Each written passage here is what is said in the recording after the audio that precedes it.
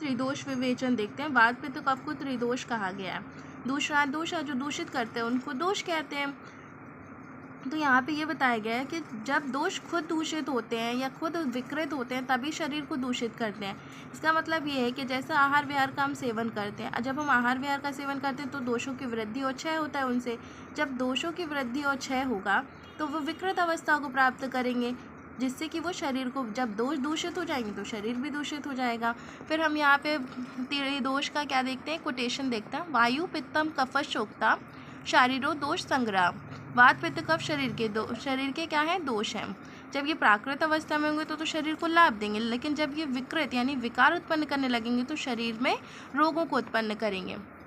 फिर एक कोटेशन है, प्राकृत्य आरंभकत्वे यानी प्रकृति के आरंभ से सती स्वतंत्रेण दूषकत्वम दुष्टिकर्तत्वम व दोषत्वम, यानी ये प्राकृत अवस्था में प्रकृति के आरंभ से स्वतंत्र रूप से प्रकृति का निर्माण करने में सक्षम होते हैं, लेकिन जब ये दोष क्या हो जाते हैं, विकृत हो जाते हैं तो शरीर में रोगों का क्या करने लगते हैं, उत्पन्न करने लगते हैं रोगों को।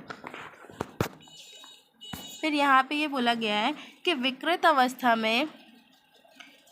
अवस्था में ये अन्य रचनाओं को दूषित करते हैं, उन्हें भी विषम बनाकर रोग की उत्पत्ति करते हैं। मतलब ये बोला जाता है ना कि दोष जब दूषित होंगे तभी धातुएं दूषित होंगी, तो धातुओं को क्या बोला गया है, धातुओं को दूष्य कहा गया है। तो धातुओं को दूषित कौन करता है, दोष।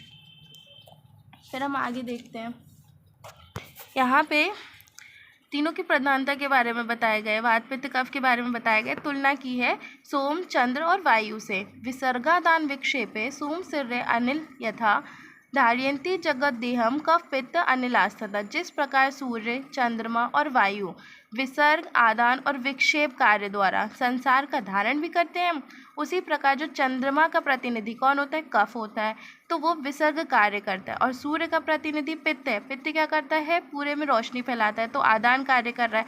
और वायु क्या करती है, विक्षेप, शरीर में क्रियाओं का इधर से उधर शरीर में सारी चीज़ों को ले जाने का काम कौन करती है, वायु। तो वायु क्या करती है, विक्षेप कार्य करती है। तो ये तीनों इस तरीके से एक शरीर को धारण करके रखते हैं। अब दोष सिर्फ शारीरिक दोष नहीं होते, मानसिक दोष भी होते हैं। जैसे हमने श्लोक पढ़ा था, वायु पित्तम कफशोक्ता शारीरो दोष संग्रह। फिर है मानसा पुनरुद्दिष्टितो रजस्तम एव च, यानी वायु पित्त और कफ ये तो शारीरिक दोष हैं, लेकिन मानसिक दोष कौन से हैं, रज और तम, ये हमारे मानसिक दोष हैं जिससे मन में विकार उत्पन्न होता है। अब हम त्रिगुण के बारे में देखते हैं। त्रिगुण क्या है, त्रिगुण का वर्णन सबसे पहले प्रकृति उत्पत्ति में होता है, यहीं से ही गुण अपने अपने गुण धर्मों के द्वारा शरीर में उपस्थित होते हैं। तो त्रिगुण हैं क्या, सत्व रजस तम साम साम्यावस्था प्रकृति, यानी सत्व रज और तम की साम्यावस्था प्रकृति होती है। ठीक है, फिर हम देखते हैं यहाँ पे एक फ्लो चार्ट दिया हुआ है कि अव्यक्त मतलब मूल प्रकृति जो कि सत्व रज और तम युक्त होती है, साम्य अवस्था में होती है। महत या बुद्धि ये भी त्रिगुणात्मक होती है। अहंकार 3 प्रकार का होता है, सात्विक अहंकार, राजसिक अहंकार और तामसिक अहंकार।